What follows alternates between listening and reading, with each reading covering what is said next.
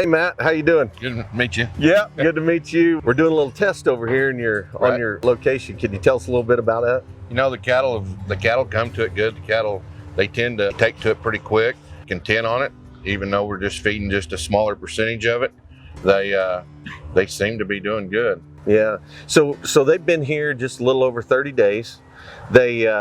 There's some history with these calves. The guy that owns them has bought them over the last several years. Yeah, I think he said it's 26 years, so he's spring and fall, he's bought them 52 times. yeah. So he's been buying these same calves for 26 years, and he was willing to let us try it and test it out and see, because inherently it makes sense, but just for whatever reason, people have not been able to make just straight distillers and roughage work like we are in a pellet. Why do you think that is? I don't know. We've tried it several times. We either get no gain or we get a half pound a day gain.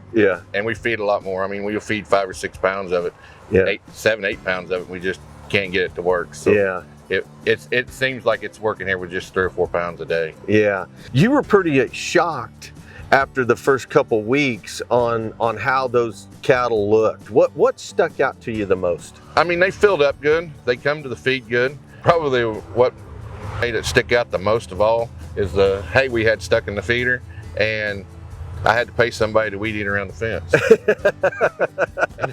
They just spent most of their time laying around and eating, and I mean, they seemed to be full and had everything they needed, but they wasn't sticking their head through the fence trying to get extra grass. Yeah. You know what's totally amazed me with this, what you're doing is because most everybody, when they buy a calf, now that would be considered about as high risk a calf as you would buy today. I mean, they're straight not off the cow. Straight off the cow. Yep.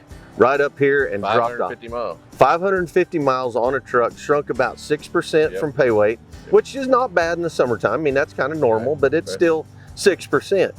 And you have yet to process these calves, is that right? Yeah, we haven't stuck them in the head chute yet. They're wild. I mean, we need to kind of get it done, but we're getting along with the health so good right now. We just kind of hate to knock on the wood, but no, we're getting along good. Yeah, and then on top of that, have you had to doctor one yet? Haven't stuck a needle in anything. Stuck a needle in anything.